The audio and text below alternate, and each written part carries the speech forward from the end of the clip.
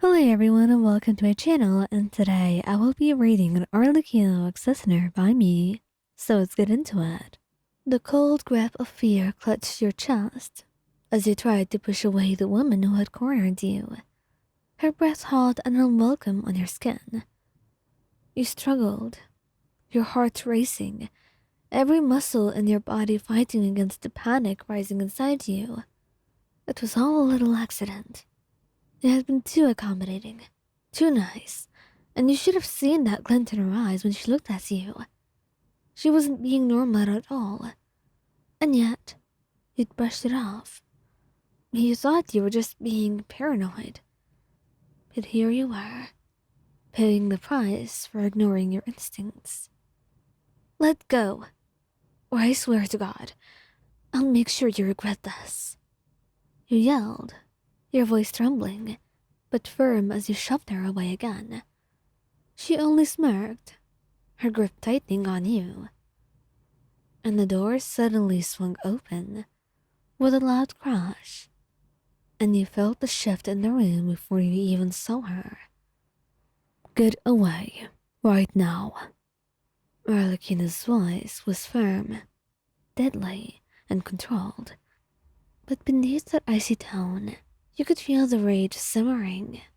Her eyes, sharp and filled with fury, were locked onto the woman, her entire body tense, ready to strike. The lady froze, her smug expression faltering as she slowly turned to face her. I didn't mean anything by it, she stammered, the arrogance draining from her voice as she tried to backpedal. Just a bit of fun, you know. Arlecchino did not move, her gaze never wavering. Fun? You think forcing yourself on someone is fun? She repeated, her voice deceptively calm. She tried to take a step back, her hands raised in defense. Look, I didn't mean to. And before she could finish her sentence, Arlecchino was in front of her, her hand grabbing her collar and slamming her against the wall with a force that made the room shudder. I said, get your hands off them. Now. She growled, her voice now dripping with venom. Wait, I didn't mean to. Please. Arlecchino's lips curled into a dangerous smile, her grip tightening. You didn't mean to what? Enlighten me.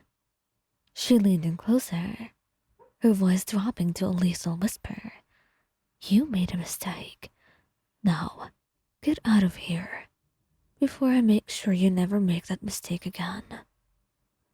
She let go of her, and she collapsed to the floor, gasping, and without wasting another second, she scrambled to her feet and bolted out of the room, her footsteps echoing down the hall as she fled.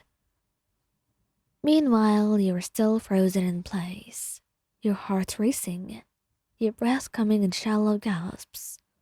The room felt too small, the air too thick, but then you felt Arlecchino's presence by her side, her hand gently touching your arm. Are you all right? She asked, her voice calmer now, the rage gone, but concern still lingering in her eyes. You nodded, though your body trembled from the adrenaline and fear. I think so, you whispered, swallowing hard as you tried to steady yourself. Her arms wrapped around you then, pulling you into a comforting embrace, her warmth chasing away the lingering cold fear in your chest. I'm so sorry. I'm sorry I wasn't here sooner. I should have been there. She murmured against your hair, her voice filled with regret, and you immediately shook your head, resting against her chest, your hands clutching her shirt. "It's not your fault," you said quietly, your voice still shaky. "You were here when it mattered, Arlecchino." She pulled back slightly, her eyes still searching your face, her hand gently brushing a tear that had slipped down your cheek. "I will not let anyone hurt you. Never again," she said softly, but firmly, and you looked up at her, her usually stoic expression softened by the love and concern that shone in her eyes. "I know. I trust you." She sighed softly, pressing a soft kiss to your forehead. "You're safe with me," she murmured. "Always. And I'll do my best to ensure that." And you nodded, the tension in your body finally easing away as you leaned into her warm embrace. The terror from before was slowly fading, finally replaced by the warmth and security of being with her. There were many worries going through your head in that very moment, but you were glad that none of them came true, because she was here, because she had saved you. "Thank you," he whispered quietly after a long moment, your voice barely audible against the fabric of her shirt. Arlecchino pulled you closer, her arms tightening around you protectively. "You do not need to thank me. I will always protect you.